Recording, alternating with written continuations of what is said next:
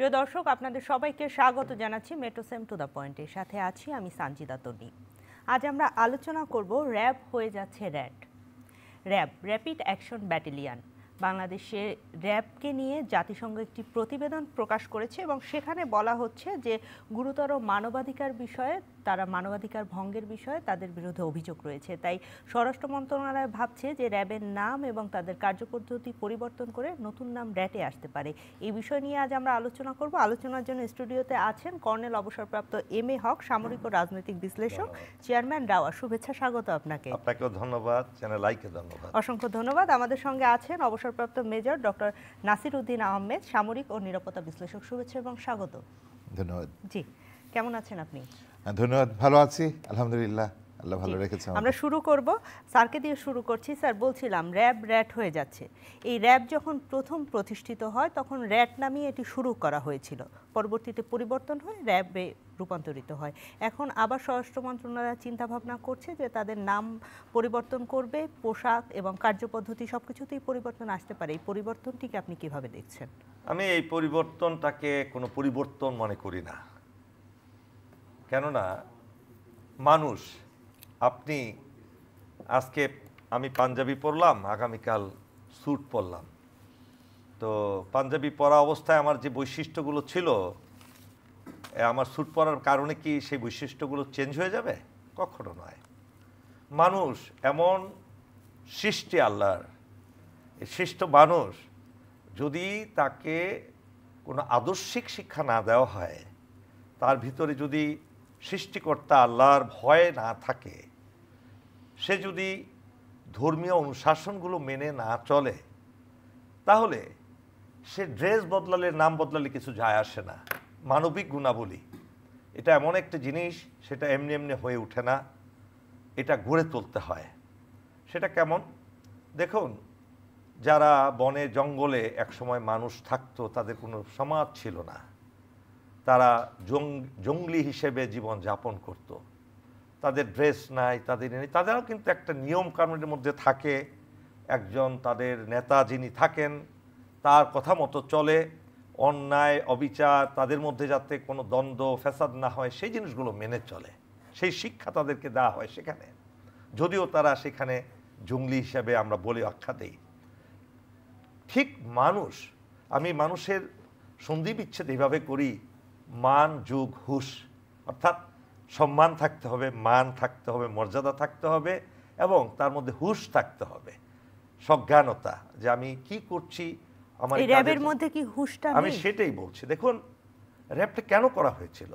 তখন তো আমি সেনাবাহিনীতে ছিলাম, আমার যে সহকর্মী তিনিও ছিলেন। র্যাবের উদ্দেশ্য ছিল, ম্যাডাম খালেদা যে অত্যন্ত দেশপ্রেমিক, অনেক উঁচু পর্যায়ের একজন দেশপ্রেমিক নেত্রী আমি বলবো তাকে, তার ভিতরে দেশপ্রেমের প্রতিটি রক্তকণায় তার মধ্যে দেশপ্রেম আছে। তিনি ক্ষমতায় এসে দেখলেন যে পুলিশ যথেষ্ট নয়, দেশের যেগুলো কঠিন সিদ্ধান্ত কিংবা দেশের মানুষের প্রতি অবিচার করা, পুলিশের কাজ কিন্তু আপনাকে আমাকে অ্যারেস্ট করা না, আমাদেরকে আপনাদেরকে যাতনা দেওয়া না, কষ্ট দেওয়া না, অন্যায়ভাবে তাদের প্রভুত্ব দেখানো না। পুলিশ হবে জনগণের বন্ধু, বন্ধু হিসেবে তারা কাজ করবে, অর্থাৎ জনগণের টাকা পয়সা লালিত পালিত জনগণের স্বার্থ রক্ষা করার জন্য তাদের দায়িত্ব। কিন্তু কি হয়েছে, পুলিশ একটা কনস্টেবলের চাকরি পেয়েই সে নিজেকে একটা ডিউটি দিলে সেখানে নিজেকে তার সে মহা শক্তিশালী একজন মনে করে, আপনার সাথে কথাই বলবে না, আপনাকে এমন ভাব দেখাবে যে সে ওই জায়গাটার গুরু। এই চেঞ্জটা আনার জন্য ম্যাডাম চেয়েছিলেন 3 বাহিনী থেকে ভালো ভালো সৈনিকদেরকে নিয়ে, ভালো ভালো অফিসারদেরকে নিয়ে, পুলিশ থেকেও ভালো ভালো চারিত্রিক বৈশিষ্ট্য সম্পন্ন নিয়ে একটা বাহিনী যদি করা হয়, স্পেশাল ফোর্স হিসেবে, স্পেশাল পুলিশ হিসেবে, তারা জাতির প্রতি একটা উদাহরণ সৃষ্টি করবে, মানুষের প্রতি নির্যাতন নয়, মানুষের প্রতি ভালোবাসা দিয়ে তারা দেশকে রক্ষা করবে, দেশের আইন শৃঙ্খলাকে রক্ষা করবে। কিন্তু কি হলো, এই ফ্যাসিস্ট হাসিনা এসে, আমি বলবো যে র্যাবের পরে বিএনপির আমলে যে 2-1টা ঘটনা ঘটেনি, ঘটেছে, কিন্তু এই ফ্যাসিস্ট এসে হাসিনা এবং তার দল, যেটা আমি বলি ইন্ডিয়ার একটা দল এই দেশ শাসন করত, তারা এসে পুরো চারিত্রিক বৈশিষ্ট্য বদলে দিল মানুষের। শুধু র্যাব নয়, পুলিশেরও, পুলিশের এমন অনেক অনেক ব্যাটালিয়ন তৈরি করেছে যেটা পুলিশের কোনো প্রযোজ্য না।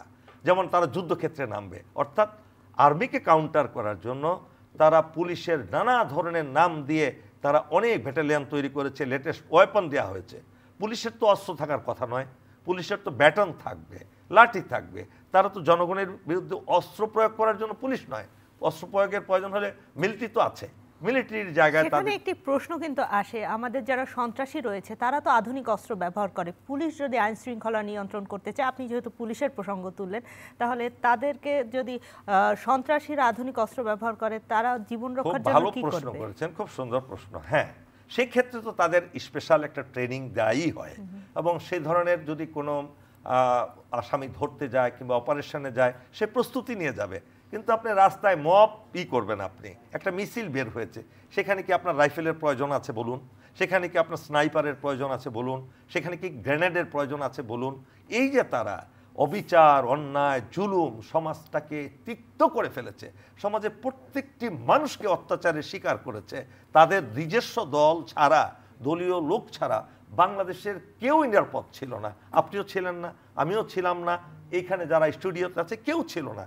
এই যে এই বৈশিষ্ট্যগুলো তৈরি করেছে, সেখানে পোশাক বদলালে আর নাম বদলালে কি লাভ হবে? সেজন্য আমি বলি কি, আগে পুলিশে যারা আছে, র্যাবে যারা আছে, মোটিভেশনাল প্রশিক্ষণ দিন, দেশপ্রেমী প্রশিক্ষণ দিন, তাদেরকে মানুষের প্রতি ভালোবাসা, সহমর্মিতা, মানুষের উপকার করার মনোভাব জাগ্রত করুন। কাউকে একটা আঘাত করলে যেটা বিশাল অন্যায় হয়, তারাও যে অন্যায় করলে যে তাদেরও বিচার হওয়ার কথা, এই জিনিসগুলো তাদেরকে শিক্ষা দিতে হবে।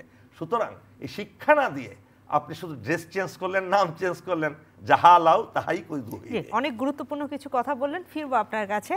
জনাব ডক্টর নাসির, আপনার কাছে জানতে চাই, এই যে র্যাবের নাম পরিবর্তন হয়ে র্যাট হচ্ছে, শুধুমাত্র যেমন আমাদেরকে কর্নেল এম এ হক তিনি বললেন যে নাম পরিবর্তন, পোশাক পরিবর্তন কিংবা কর্মপদ্ধতি পরিবর্তন সেটি জরুরি নয়, তার চেয়েও জরুরি হচ্ছে তাদেরকে অনেক বেশি মানবিক হওয়া, তাদের জবাবদিহিতার জায়গা তৈরি করা। সেই জায়গাটি তৈরি হচ্ছে কিনা আপনি কি মনে করেন? ধন্যবাদ আপনাকে। স্যার সুন্দরভাবেই উপস্থাপনাটা শুরু করেছেন আজকের। তো আপনি যেটা বললেন, প্রথমে যখন আমরা এই সেনাবাহিনীতে ছিলাম তখন র্যাপিড অ্যাকশন টিম র্যাট তৈরি হলো, এবং আমাদের মধ্যে একটা ব্যাপক সাড়া পড়ে গিয়েছিল। এবং আমরা যে সমস্ত অফিসারদের পোস্টিং হতো ওখানে, বা আমাদের কাছে চাওয়া হলো যে ভালো ভালো কিছু সৈনিকের নাম তোমরা সিলেকশন করে দাও আমাদেরকে, আমরা মানে যারা খুব স্মার্ট ছিল, অনেস্ট ছিল, ইন্টেলিজেন্ট, কোর্স কোয়ালিফাইড জেসিএনসিউ ছিল, তাদেরকে বাছাই করে করে আমরা পাঠালাম। আমরা জানতাম যে আমাদের ইউনিট এতে করে হয়তো একটু দুর্বল হয়ে যাবে, তবুও এটা দেশের স্বার্থে এতটুকু তো আমরা করবই। এবং সে অফিসাররা প্রাউড ফিল করতো যে আমি র্যাটে যাচ্ছি। এবং আমার এখনও মনে পড়ে একটা বিজয় দিবস প্যারেডে র্যাট প্রথম যখন মার্চ পাস্ট করতে আসলো, মানে মানুষ দাঁড়িয়ে গেল, হাতে তালি দিচ্ছে, তাদেরকে কি অভিনন্দন তাদেরকে। কারণ এরকম এতদিন পরে তারা মনে হলো যে একটা এমন কিছু পেয়েছে যারা তাদেরকে মুক্তি দিবে, তাদেরকে নির্ভয়ে ঘুমাতে দিবে, তাদেরকে শান্তি দিবে, জনমনে প্রশান্তি এনে দিবে। এই ধরনের একটা মনোবৃত্তি তখন সবার মাঝে তৈরি হয়েছিল। সেই কালো পোশাক যেটা ছিল সেটাকে সত্যিকার অর্থে সেটা জমদূদের মতো ছিল কাদের কাছে? যারা অন্যায় করতো তাদের কাছে। আজকে আমার খুব কষ্ট লাগে, রাওয়ার সামনে ওয়ালের মধ্যে দেখবেন ৭১ সালে যখন বলা হতো যে আদমি হায় মুক্তি হায়, এখন ঘরে ঘরে যে তখন এই জুলাই মাসে যা বলা হয়েছে স্টুডেন্ট আছে, স্টুডেন্টকে খোঁজা হচ্ছে। এই যে পরিবর্তনটা এইভাবে যে হয়ে গেল, তার পিছনে তো স্যার কিছুটা বলেছেন এখানে, আমি তার সাথে শুধু একটু যোগ করবো। র্যাব একটি এলিট ফোর্স, এলিট ফোর্স হিসেবে তৈরি হয়ে তারা কেন তাদের বিরুদ্ধে এই পাহাড় সমান অভিযোগ? তাদের সাফল্য নিশ্চয়ই রয়েছে, কিন্তু অভিযোগটাও কিন্তু কম নয় তাদের বিরুদ্ধে। অভিযোগটা যেটা বললাম যে প্রথম কথা হচ্ছে যে তাদের অভিষ্ট লক্ষ্যটাই তো চেঞ্জ হয়ে গেল। প্রথম লক্ষ্য যেটা ছিল, যেভাবে র্যাট তৈরি হয়েছিল, সেটা হলো সন্ত্রাস দমন। এবং আপনি জানেন যে কিছু সন্ত্রাস এমন পর্যায়ে চলে গিয়েছিল বিভিন্ন কারণে, কারণ আমাদের তো চারিদিকে তো আমাদের বৈরী একটা পরিবেশ ছিল, অস্ত্র আসার, মাদক আসার একটা উন্মুক্ত একটা স্থান ছিল। সব কিছু মিলে যখন পরিস্থিতি বোঝা গেল যে একটা স্ট্রং ফোর্স দরকার, শুধু পুলিশের সেই পুরনো দিনের 303 রাইফেল দিয়ে আর পারা যাবে না, তখন একটা এলিট ফোর্স করার একটা ভাবনা চিন্তা থেকেই কিন্তু র্যাটের তৈরি। কিন্তু পরবর্তীতে র্যাব হলো, এবং সেটা দেখেন, আমি ছোট্ট 2-3টা উদাহরণ দিই আপনাকে। একবার হঠাৎ করে কি বললো যে আমের মধ্যে ফরমালিন আছে কিনা সেটা র্যাব চেক করবে। ঘটনাটার বিশ্লেষণ আপনারা নিশ্চয়ই এটা মিডিয়াতে এখনও খুঁজে পাবেন। যিনি পুলিশের তখন প্রধান ছিলেন সেই ভদ্রলোক তার এক আত্মীয়ের মাধ্যমে ফরমালিন চেকের কিছু যন্ত্রপাতি আমদানি করেছিলেন। বাস লাগিয়ে দিলেন র্যাবকে, এবার তোমরা ফরমালিন চেক করো আমের মধ্যে। আমের ফরমালিন চেক করার জন্য তো র্যাবের হতে পারে না। নারায়ণগঞ্জে 7 খুনের ঘটনা ধরেন, এটা কোনো সুস্থ মস্তিষ্কের কোনো মানুষের কাজ হতে পারে? এটা কেন এটা এরকম হলো? তাদের ভিতরে তারা যখন বুঝে গেল যে আমাকে কেউ কিছু বলবে না, আমাকে রাষ্ট্র আমাকে প্রোটেকশন দিবে, রাষ্ট্র আমাকে মদত দিবে, আমি যদি শুধুমাত্র একজনের মন জোগাড় করতে পারি বা একটা দলের হয়ে কাজ করতে পারি, তাহলে আমার ভয় ডর কিছু নাই। তখন তারা নিজেদের ইচ্ছা মতো এক একজন এক একটা জমিদারি নিয়ে নিল। কেউ চিটাগংয়ের জমিদার, কেউ নারায়ণগঞ্জের জমিদার, কেউ ঢাকার জমিদার, মানে একটা পুরো দেশটার মধ্যে একটা জমিদারি প্রথার মতো হয়ে গেল।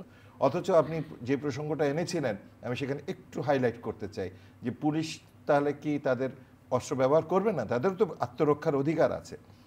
উদাহরণ, ব্রিটিশ পুলিশ দীর্ঘদিন কিন্তু তাদের কোনো ওই যে স্যার যেটা বললেন বাটনই ছিল তাদের মোট অস্ত্র। তাদের যে লাঠি থাকতো একটা কোমরে এরকম ঝুলানো, এইটাই ছিল তাদের অস্ত্র। তাদের কিন্তু সেলফ ডিফেন্সের জন্য কোনো অস্ত্র ছিল না। সেলফ ডিফেন্সের অস্ত্রটা আসতো যখন আয়ারল্যান্ডের সাথে তাদের দ্বন্দ্ব শুরু হলো, ফকল্যান্ড ওয়ার হলো, তখন চোরাগুপ্তা হামলা করলো আইরিশ বিদ্রোহীরা রাস্তাঘাটের মধ্যে, তারপরে রেল স্টেশনে, ট্রাম স্টেশনে, এগুলোতে যখন চোরাগুপ্তা হামলা করলো তখন তাদেরকে এই মানে মানুষ মারার অস্ত্রটা দেওয়া হলো। তারা কিভাবে প্রোটেকশন নিত? তাদের সবচেয়ে বড় অস্ত্র ছিল ইমেজ। পুলিশ আমাকে দেখে ফেলবে, পুলিশের খাতায় আমার নাম উঠে যাবে, আমার নাম সন্দেহের তালিকায় চলে যাবে। এই যে একটা পুলিশের প্রতি মানুষের যে একটা ভক্তি, শ্রদ্ধা, ভয়, যেটাকে আপনি বলেন, কারো ভয়, কারো ভক্তি, কারো শ্রদ্ধা, কারো আস্থা, এটা ছিল পুলিশের সবচেয়ে বড় অস্ত্র। ওই পিস্তল দিয়ে গুলি করে তাকে প্রোটেকশন দেওয়ার দরকার ছিল না। সে ওই একটা পুলিশ হেঁটে যাচ্ছে, এটাই যথেষ্ট ছিল। এই বাড়িতে বা এই এলাকার মধ্যে একজন পুলিশ থাকে, এটা ছিল বড় অস্ত্র, ওই নামটা। জি, পরবর্তীতে আমরা জানি পুলিশকে রাজনীতিকরণ করা হয়েছে এবং র্যাব আসার পরেও এখন র্যাবকে মানুষ কোন শ্রদ্ধার চোখে দেখে কিনা বা কি বিষয়, সেটি নিয়ে আমি আবার ফিরবো আপনার কাছে। কর্নেল এম এ হক, আপনার কাছে জানতে চাই, একটু ভিন্ন প্রসঙ্গে যাই, বিডিআর বিদ্রোহ নিয়ে কথা বলতে চাই। এটিকে বিডিআর বিদ্রোহ বলবো নাকি বিডিআর ম্যাসাকার বলবো সেটি ঠিক বুঝতে পারছি না। তবে আজকে একটি জাতীয় দৈনিকে এসেছে যে বিডিআর ম্যাসাকারের অন্যতম সন্দেহভাজন কর্নেল শামস। কে এই কর্নেল শামস?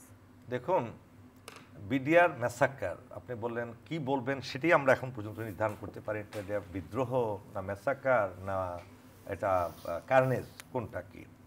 এখানে কোনো সন্দেহ নেই যে এটা আমাদের প্রতিবেশী দেশের একটা বিশাল অর্জন, এই বিডিআর ম্যাসাকার, বিডিআর কার্নেজ, যেখানে 57 জন তরুণ তাজা অফিসার, চৌকস অফিসারকে নির্মম নিষ্ঠুরভাবে নৃশংস পন্থায় হত্যা করেছে। আপনাকে ব্রাশ ফায়ার করে মারল, আপনি এক গুলিতে মরে গেলেন।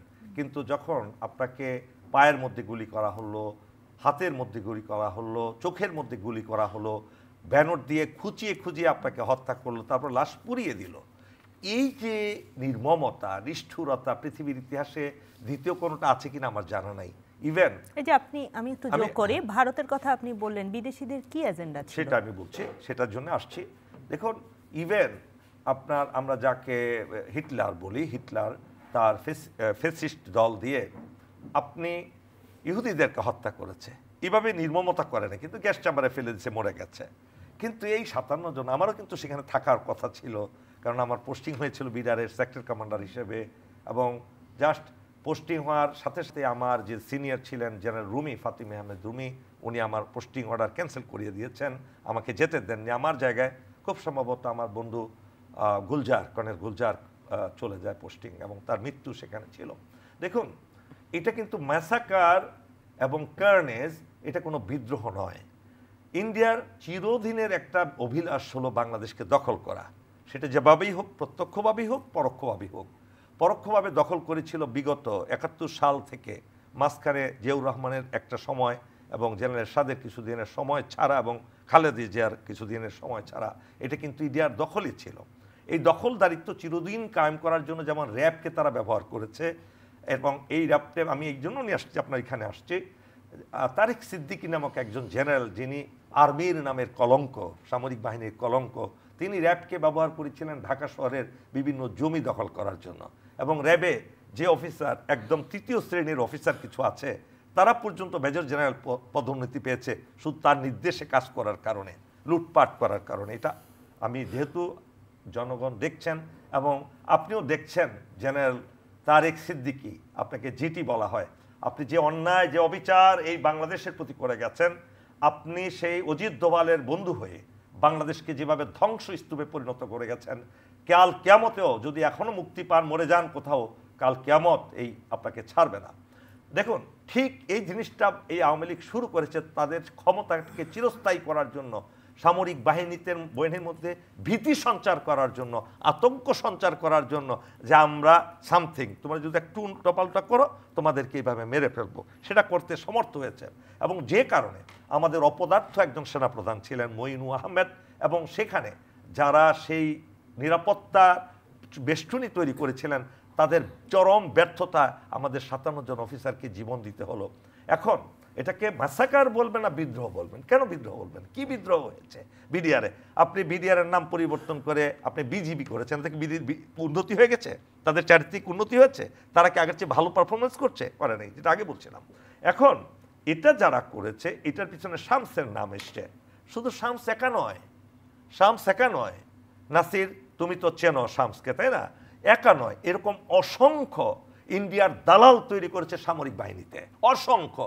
তাদেরকে ইন্ডিয়া নিয়ে যায়, বিভিন্ন ভ্রমণে নিয়ে যায়, আনন্দ ভ্রমণে নিয়ে যায়, আর যা করার তাই করে, ভিডিও করে রাখে। সেই ভিডিওগুলো তাদের জন্য পাথেয় হয়ে দাঁড়ায়, যে উল্টাপাল্টা করবা, এই ভিডিও ছেড়ে দিব বাজারে। এই ধরনের ইন্ডিয়া হলো একটা পৈশাচিক দেশ, একটা সন্ত্রাসী দেশ। তারা বিশ্বজুড়ে, ইন্ডিয়া এবং ইসরায়েল এই দুটি রাষ্ট্র হলো সন্ত্রাসী রাষ্ট্র। তারা অন্য মানুষকে মানুষ মনে করে না, ব্রাহ্মণ্যবাদের হিন্দুত্ববাদ দিয়ে তারা বিশ্বকে শাসন করতে চায়। তাহলে তো জনগণ জানতে চাইবি যে 57 জন সেনা কর্মকর্তা সহ মোট 74 জন মারা গিয়েছেন, এবং এই যে সেনা কর্মকর্তারা মারা গেল, এবং আপনি বলছেন যে এর সঙ্গে সম্পূর্ণ ভারতের সম্পর্ক, আমি 100% ধরে নিলাম ভারতের সম্পর্ক সম্পূর্ণ, যেহেতু এখনো বিচারাধীন রয়েছে বিষয়টি, সেক্ষেত্রে হচ্ছে যে ভারতের স্বার্থটা কি? এই সেনা কর্মকর্তাদের মেরে কিভাবে তারা দেশ দখল করবে? প্রথমত একটা প্রতিশোধ নিয়েছে, কারণ আপনি জানেন এর সঙ্গে কি সেই সময় তো শেখ হাসিনা ক্ষমতায় ছিলেন, তিনিও জড়িত? শেখ হাসিনা তো এটা মাস্টার মাইন্ড, মানে শেখ হাসিনাকে দিই তো, শেখ হাসিনাকে ক্ষমতায় বসিয়েছে তো এই কারণে দেশটাকে একদম দুর্বল করে ফেলবে, দুর্বল করে তখন ভারত তার কর্তৃত্ব চালাবে। আপনি দেখেন অর্থনীতি একদম শূন্য করে ফেললো, তখন আপনি নিশ্চয়ই কারো না কারো উপরে নির্ভর করবেন, সে দেশটা কোনটা হবে? ভারত হবে। তাদের মুদ্রা কিছুদিন পরে চালু হয়ে যেত, যেহেতু আপনি শূন্য করে ফেলেছেন। একটা দল, একটা ব্যক্তি, তাদের 14 গোষ্ঠী, যেখানে হাসিনার মুখে যদি বলেন আমার পিয়নও 400 কোটি টাকার মালিক, সে হেলিকপ্টারে আসা যাওয়া করে। এখন বলুন লুটতরাজটা কিরকম হয়েছে? এখন কেন করেছে সেটার উত্তর দেই। সামরিক বাহিনী এবং ইসলামী আদর্শ হলো এই দেশ রক্ষার একটা মূল জিনিস। আপনার মধ্যেই বলি, আপনার শরীরে যদি প্রতিরোধ ক্ষমতা না থাকে, রেজিস্ট্যান্স পাওয়ার না থাকে, আপনি কিন্তু সর্দিতে কাবু হয়ে যাবেন, মরে যাবেন। এটা হলো একটা শারীরিক দিক। আরেকটা হলো মানসিক দিক। কি? আপনার মনোবল এত শক্ত, এত উন্নত, আপনার চারিত্রিক বৈশিষ্ট্য এত ভালো যে আপনি সত্য কথা বলেন, আপনি মিথ্যার সাথে কম্প্রোমাইজ করেন না, আপনি নীতি মেনে চলেন। এটা কিন্তু আপনার জন্য আরেকটা অ্যাসেট। এই দুটা জিনিস যদি আপনাকে আমি ধ্বংস করে দিই, আপনার চারিত্রিক বৈশিষ্ট্য এবং আপনার শরীরে এমন বীজাণু ঢুকিয়ে দিলাম যে আপনার শারীরিক সক্ষমতাই আপনার চলে গেল, কিন্তু আপনি আর মানুষ রইলেন না। ঠিক ইন্ডিয়ায় দুইটা ফ্রন্টে সেই আজকে থেকে না, 1757 সালের আগে থেকে কাজ করছে এই ভূখণ্ডকে নিয়ে। কেন? তারা জানে এই জনগোষ্ঠী কারো পরাধীনতা স্বীকার করবে না।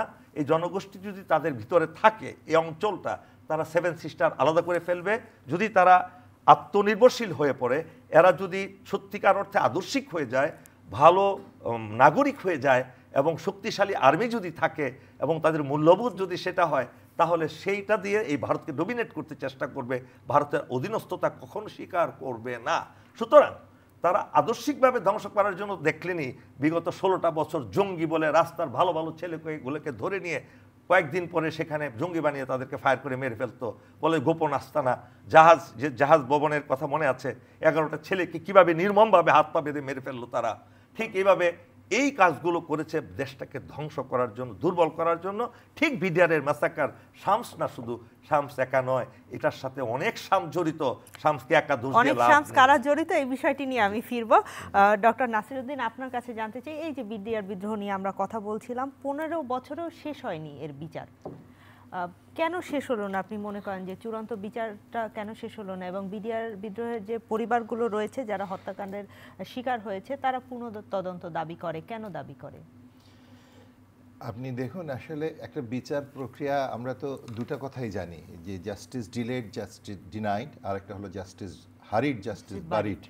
তো এই দুটার মাঝামাঝি থাকাটাই কিন্তু একটা ভারসাম্য রাখা করাটাই সবসময় বুদ্ধিমানের কাজ। এবং আমি ব্যক্তিগতভাবে যেটা মনে করি যে এই বিডিআর ঘটনাটাকে একটা স্পেশাল ট্রাইব্যুনালের মাধ্যমে খুব প্রায়োরিটি দিয়ে এটার বিচারটা যদি করা যেত তাহলে এতদিন এটা শেষ হওয়ার একটা সুযোগ ছিল।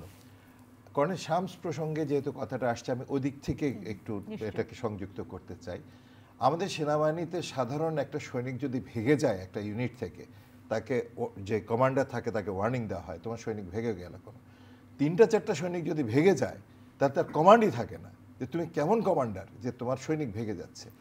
আর 4 রাইফেল ব্যাটালিয়ন থেকে একজন প্রকাশ্যে গুলি করলো, 44 রাইফেল ব্যাটালিয়ন থেকে, তার কমান্ডার শামস, তাকে প্রমোশন দেওয়া হলো। He should be in the jail. তোমার কি করে তোমার এখানে, আমরা যারা সেনাবাহিনীতে কাজ করেছি তন্নি, আপনি বিশ্বাস করবেন কিনা জানি না, কোন সৈনিক মেসে লবণ বেশি হওয়ার কারণে খাওয়া খেতে পারে নাই সৈনিকরা, এটা নিয়ে উত্তপ্ত বাক্য বিনিময় হয়েছে, সেটা আমাদের কানে চলে আসতো। স্যার আপনি কি এটা নিশ্চয়ই, আমি 3টা ব্যাটালিয়ন কমান্ড করেছি, সেটা পর্যন্ত আমাদের কাছে আসতো, কারণ আমরা লাইভ বুলেট নিয়ে কাজ করি। একটা সৈনিকের হাতে অস্ত্র থাকে, তার কাছে গোলা বারুদ থাকে। আজকে ব্যারেলটা এদিকে থাকলে সে সৈনিক, ব্যারেলটা যদি এদিক ঘুরায় দেয় সে বিদ্রোহী।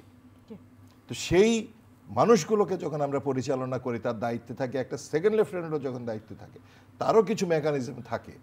বিএমএ থেকে আসার পরে যে সবচেয়ে নবীন অফিসারটা, তার কাছেও কিছু খবর পৌঁছে যায় যে স্যার এখানে এরকম হচ্ছে বা এখানে করে হচ্ছে, বিভিন্নভাবে এটা জানা হয়ে যায়। একজন কর্নেল শামস জানতেই পারলেন না তার ব্যাটালিয়ানে এত কিছু হয়ে গেছে, অস্ত্র চলে গেছে মানুষের হাতে হাতে, অ্যামুনিশন ডিস্ট্রিবিউশন হয়ে গেছে। তারপরে যখন প্রথম 44 নামটা প্রথম উচ্চারণ করলেন হলো জেনারেল শাকিল, কি দেখে ওই আমাদের মধ্যে একটা নাম্বার থাকে, বাট নাম্বার বলি আর কি, যেটাকে আমরা, সেটা দেখে তো এই পর্যন্ত চলে আসতে পারলো, আর কেউ কোনো কিছু বললো না। এটা আমাদের আসলে, আমরা যারা সেনাবাহিনীর ছিলাম, আমরা যারা রক্ত আমাদের এই সেনাবাহিনীর জন্য ব্যয় করেছি, ঘাম দিয়েছি, আমরা গর্ব অনুভব করি সেনাবাহিনী নিয়ে, আমাদের খুবই একটা কষ্টের জায়গা। এটা কষ্টের জায়গা। এই কর্নেল গোলজার আমার সহকর্মী ছিলেন, আমার ক্যাডেট কলেজের 2টা বন্ধু ওখানে মারা গেছেন। তারপরে এই কর্নেল আজমি স্যার, এখন যিনি বিয়েতে ছিলেন, আয়নাঘরে ছিলেন, আমার ইনস্ট্রাক্টর ছিল, one of the finest officer, কুদরত ইলাহি। মানে আমার বিয়ে, মানে চিন্তা করা যায় না তারা কোন লেভেলের অফিসার ছিলেন এখানে। সেনাবাহিনীর বিষয়গুলো বা সশস্ত্র বাহিনীর বিষয়গুলো আপনারা অনেক ভালো বুঝবেন, আমরা সাধারণ জনগণরা যতটা বুঝি তার থেকে। আসলে আসল রহস্যটা কি পিছনের? রহস্যটা তো আপনি ওই প্রসঙ্গে যেটা ওখানে আমি একটু যুক্ত করি, যে দেখেন, প্রথম কথা হচ্ছে যে একটা সেনাবাহিনীকে 1975 সালে প্রথম একবার একটা বিপদগামিতার পথে একটা কলঙ্ক আমাদের গায়ে লাগলো। 75 সালে প্রথমে, এটা অস্বীকার করার কিছু নেই। 81 সালে আবার লাগলো আমাদের এখানে। তারপরে দেখেন এখানে 2009 সালে এসে কি হলো, তার আগের ঘটনা কিন্তু কিছু আছে। বর্ডারের মধ্যে কিছু কিলিং হয়েছিল, যেখানে বর্ডার সিকিউরিটি ফোর্স যারা ভারতের, তাদের প্রাণ হারাতে হয়, এবং সেই নিয়ে বেশ উত্তেজনা কিছুদিন গেছে। তারপরের ঘটনা হলো বিডিআর ইনসিডেন্টটা। এই হলো একটা সূত্র। 2 নম্বর হচ্ছে যে এই ব্যাটালিয়ানটা যদি এরকমভাবে বিদ্রোহ করে, এবং তাদের যে প্ল্যান ছিল, আমরা যেটা এখন দেখছি যে তাপসকে বানানো হবে বিডিআরের ডিজি, তারপরে অফিসারদের কেউ ওখানে যেতে দেওয়া হবে না, তাদের থেকে অফিসার হবে বাছাই করে করে। তো এটা করলে কে বেনিফিটেড হতো? একটা বর্ডার সিকিউরিটি ফোর্স যখন দুর্বল হয়ে যায়, তখন বর্ডারের ওই পাশে যারা থাকে তারাই তো বেনিফিটেড হয়। এই একটা সূত্র গেল। আরেকটা জিনিস যেটা ইদানিং আমরা, এটা অনেকে হয়তো আগে চিন্তা করেছেন, ওই মুখ ফুটে বলেন না, এবার জেনারেল আমিনুল করিম এটাকে প্রকাশ্যে এনেছেন, যে তখন কিন্তু সেনাবাহিনীর অফিসারদের মধ্যে একটা, অনেক অফিসার একেবারে এতখানি উত্তেজিত ছিল, তারা বলছিলেন শুধু একটা এসএমজি নিয়ে আমি যাব, আর কেউ যাক না যাক। এটা যদি সত্যি সত্যি হতো, আজকে যারা ইনস্ট্রাক্টর মানে ট্রেনি ছিল, বিশেষ করে কিছু অফিসার ছিল এমআইএসটিতে, মিরপুর ক্যান্টনমেন্টে এবং আরও ক্যান্টনমেন্টে ছিল, তারা ইয়াং অফিসাররা তারা সহ্য করতে পারে নাই, তারা অস্ত্র নিয়ে বের হওয়ার জন্য রেডি ছিল। আল্লাহর রহমত, হয়তো সেই সময় তারা ওইভাবে বের হয় নাই, বের হলে তো একটা গৃহযুদ্ধ চলে যেত একটা দিকে। একদিকে তারা বিডিআর প্রতিশোধ নেওয়ার জন্য তারা ফায়ারিং শুরু করতো ওইদিকে, তারা আবার কাউন্টার ফায়ারিং করতো, আবার এই যখন কেওয়াজ হতো তখন এটার সুযোগ নিত আবার অন্য কেউ যারা এই মাস্টার মাইন্ড এটার পিছনে।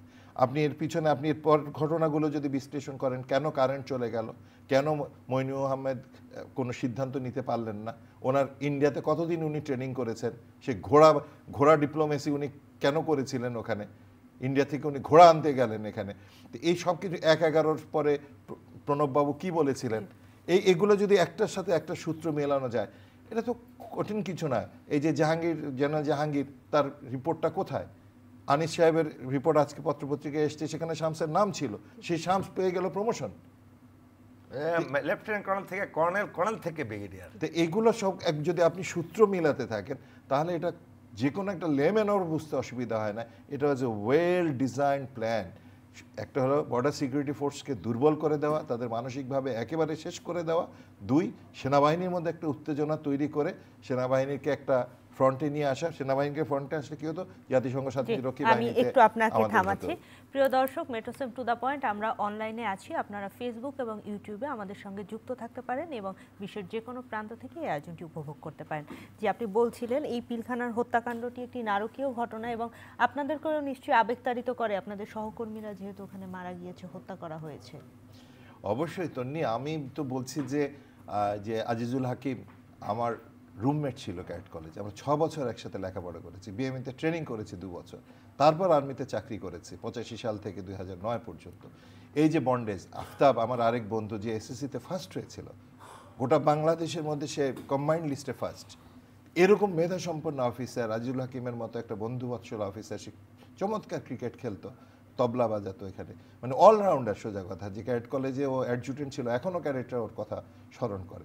আমি যখন যাই বিভিন্ন সময়, তো আমাদের গ্রেভিয়ার্ডে যেতে হয়, আমাদের এখন তো যাওয়ার সময় হয়েছে, আমাদের সিনিয়ররা হরামশাই মারা যাচ্ছেন, আমরাও 25শে ফেব্রুয়ারিতে যাই এবং বিভিন্ন সময় যাওয়া হয়। আমি তাকাতে পারি না ওই কবরের দিকে, এখানে এইভাবে।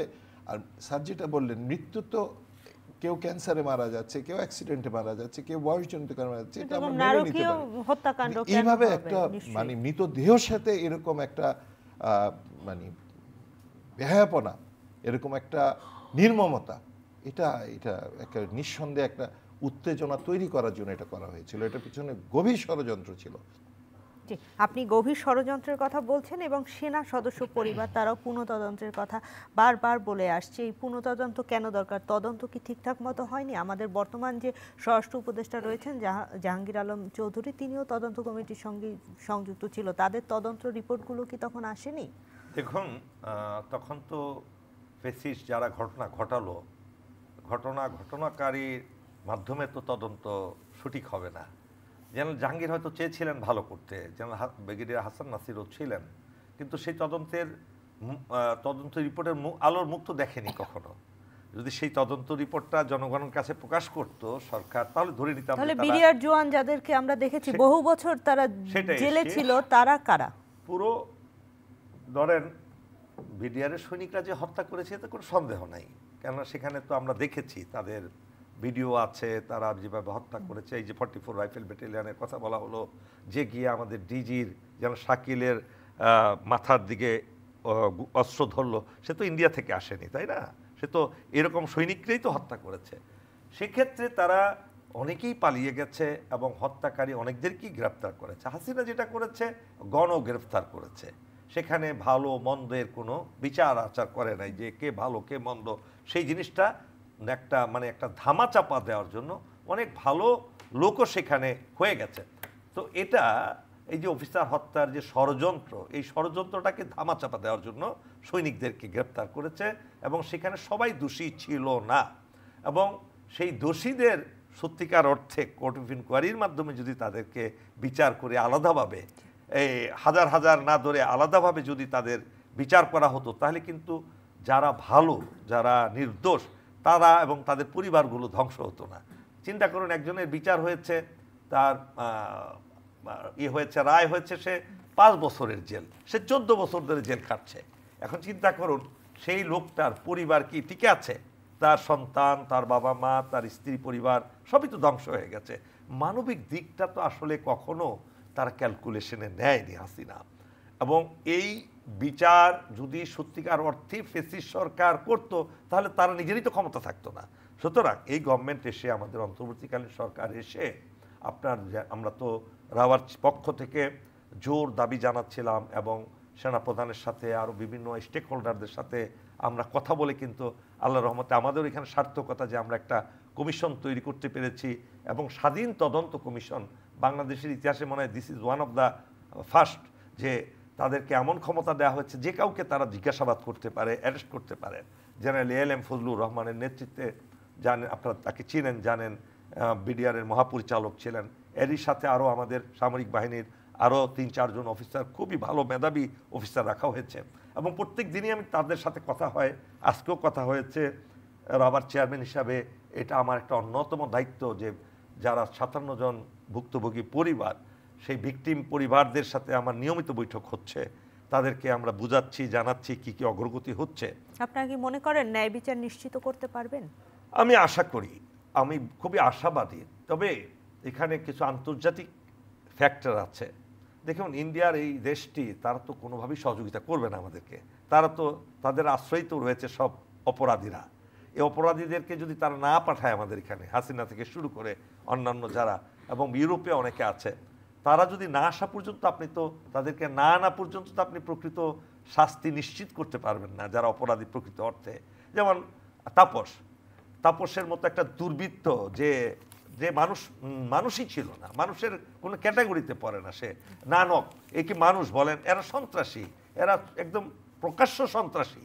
হ্যাঁ, এই সমস্ত যারা সম্রাট, এগুলো তো একদম বাংলাদেশের ইতিহাসে এই ধরনের জঘন্য মানুষগুলো কিভাবে হলো, কিভাবে কাজ করলো, এগুলো তো আমরা জানি, সবই দেখেছি। এদেরকে যদি আপনি আইনের আওতায় না আনতে পারেন, কিভাবে আপনি সঠিক বিচারটা করবেন?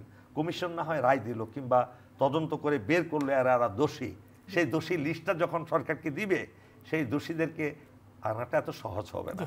সময় থাকলে আমি আবারও ফিরবো।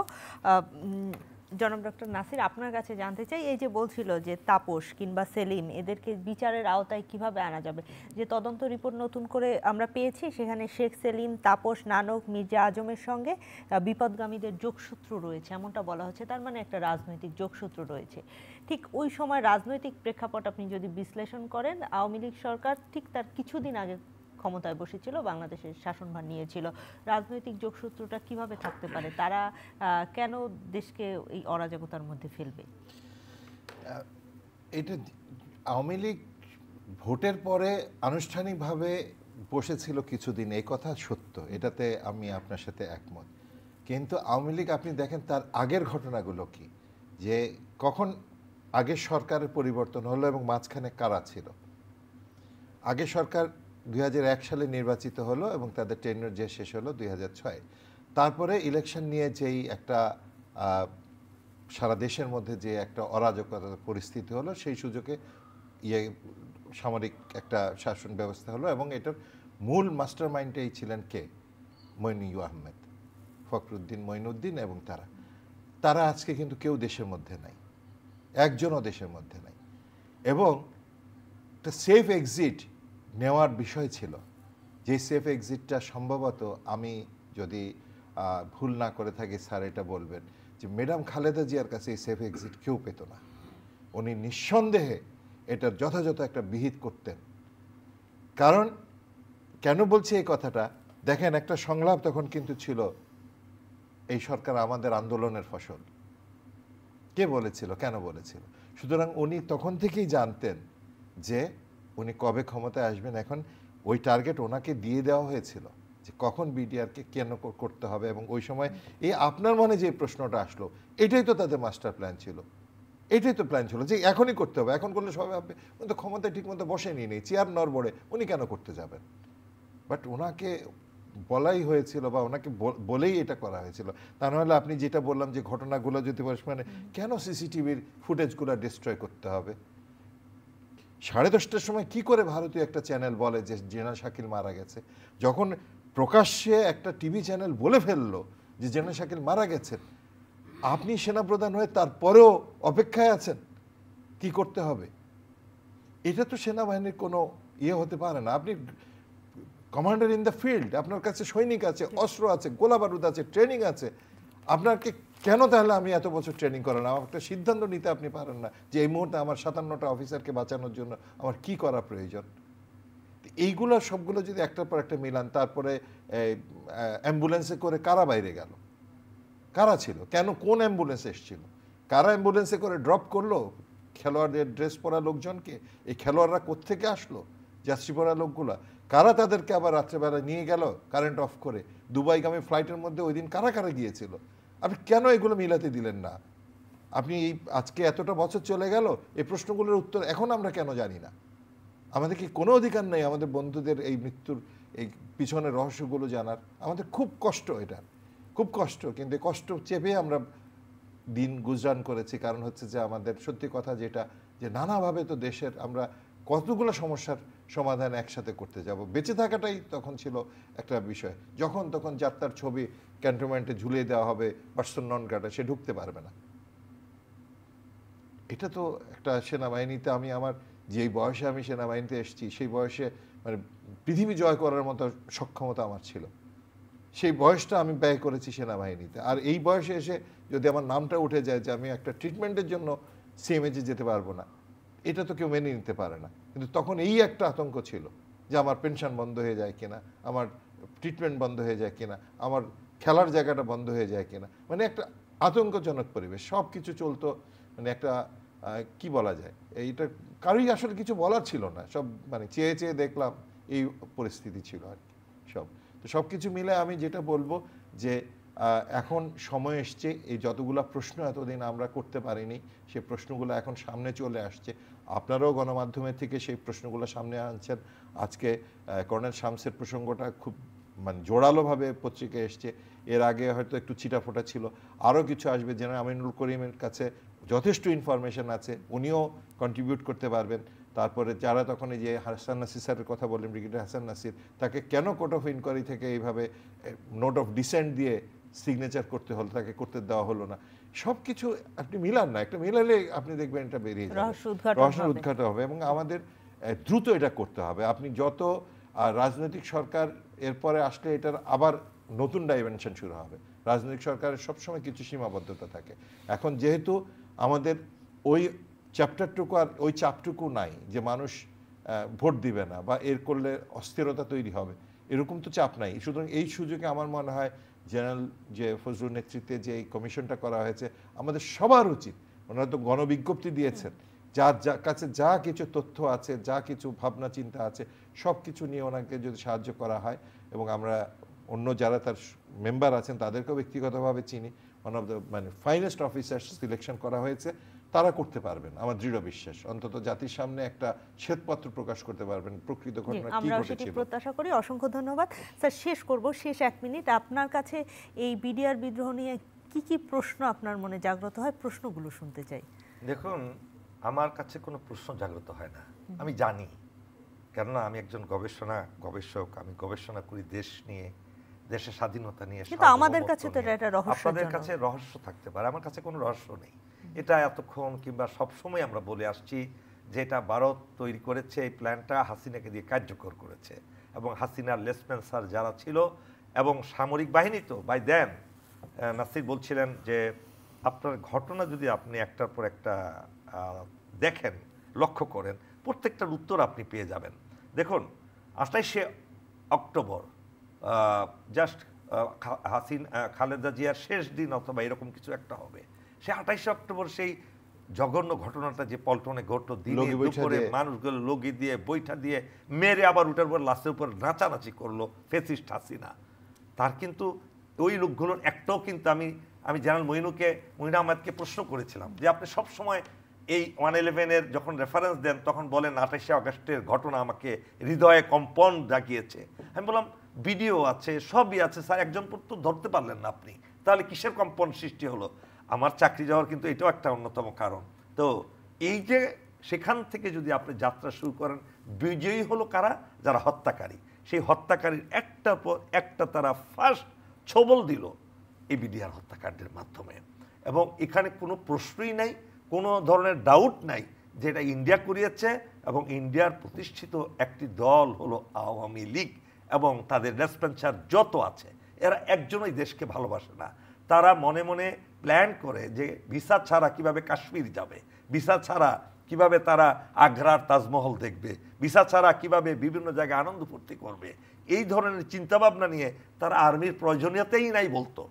তাদের লিডাররা সবসময় বলতো বাংলাদেশে আর্মির কিসের দরকার, ইন্ডিয়ার সাথে যুদ্ধ করে বাংলাদেশ কখনো টিকে থাকতে পারবে না। আজকে আমাদের আলোচনা সভা হয়েছিল, আপনি হয়তো জানেন না, লিবারেশন ওয়ারের commander in chief general Ataul Ghani উসমানীর উপরে আমরা একটা আলোচনা সভা রেখেছিলাম। সেখানে জেনারেল নুরুদ্দিন থেকে শুরু করে বাংলাদেশের টপ লেভেলের যারা মুক্তিযোদ্ধা সবাই ছিলেন সেখানে। আলোচনায় এটা এসছে যে ইন্ডিয়ার চক্রান্ত থেকে বাঁচার জন্য আমাদের দেশকে জাতিকে ঐক্যবদ্ধ হতে হবে ফার্স্ট, এবং যারা দালাল তাদেরকে আলাদা করতে হবে, এবং এই জন্য সামরিক বাহিনীর সক্ষমতা আরও বহুগুণে বাড়িয়ে তুলতে হবে। আর সেই সক্ষমতা শুধু আধুনিক মারণাস্ত্র দিয়ে নয়, তাদের মনোবল, তাদের যে চারিত্রিক বৈশিষ্ট্য, এই সমস্ত কিছু পরিবর্তন করা পর্যন্ত, এবং দেশের পলিটিশিয়ানরা, আমার একটা ব্যক্তিগত আবেদন থাকবে, এই যে এত বড় শিক্ষার পরেও আমাদের দেশের রাজনীতিবিদগণ যদি তাদের চরিত্র না বদলান, তারা যদি দেশপ্রেমিক না হয়ে আত্মপ্রেমিক হন, তারা যদি লোভ লালসায় পড়ে দেশের সম্পদ লুণ্ঠন করেন, তাহলে এই দেশটা কখনো শান্তিতে আসবে না, আবার যাহা তাই হইবে। 300 জন এমপি যদি সেই চোর বাটপারেই নির্বাচিত হয়, এবং সেই চোর বাটপারদেরকেই যদি কোনো দল তাদেরকে নমিনেশন দেয় এবং দলীয় প্রতীকে তারা পাশও করে যায়, তাহলে দেশের অবস্থা তো কখনো উন্নতি হবে না। বিডিআর হত্যাকাণ্ডের মতো আরও হত্যাকাণ্ড ঘটবে। আমরা নিজেরা আজকে যেমন সাইকোপ্যাথ হয়ে গেছে পুরো জাতি, কারো মাথায় কোনো শান্তি নাই। 16টা বছর এক তো মাঝখানে ছিল আপনার কোভিড এবং এই হাসিনার নির্যাতনে আজকে হাসিনার দলও পাগল হয়েছে, বাকি লোকদেরকেও পাগল করে ছেড়েছে। আজকে কেউ কাউকে সহ্য করতে পারছে না। আপনি একটা কথা বললেন, দেখবেন কালকে একটা ফেসবুকে একটা লাইন লিখলেন, আপনি ভালো কথা লিখেছেন, কিন্তু আপনার নামে দেখবেন 100 জন সমালোচনা করছে। সেই অবস্থা থেকে আমাদেরকে উত্তরণ হতে হবে। অসংখ্য ধন্যবাদ আপনাদের দুজনকে। প্রিয় দর্শক, মেট্রোসেম টু দ্য পয়েন্ট থেকে আজকের মতো বিদায় নিচ্ছি। আমাদের আলোচকরা আসলে যেটি বললেন সেটির মূল কথা হচ্ছে যে সশস্ত্র বাহিনীর কথাই আমরা বলি, কিংবা পুলিশের কথা বলি, র্যাবের কথা বলি, নাম পরিবর্তন, পোশাক পরিবর্তন আসলে মূল লক্ষ্য নয়। মূল লক্ষ্য হচ্ছে তাদেরকে মানবিক সশস্ত্র বাহিনী হতে হবে, পুলিশকে মানবিক পুলিশ হতে হবে। যেমন প্রশংসায় ভাসছেন কনস্টেবল রিয়াদ, এই নিউজটি আপনারা নিশ্চয়ই দেখেছেন, অহিংসভাবে কিভাবে আন্দোলনকে মোকাবেলা করছেন একজন কনস্টেবল।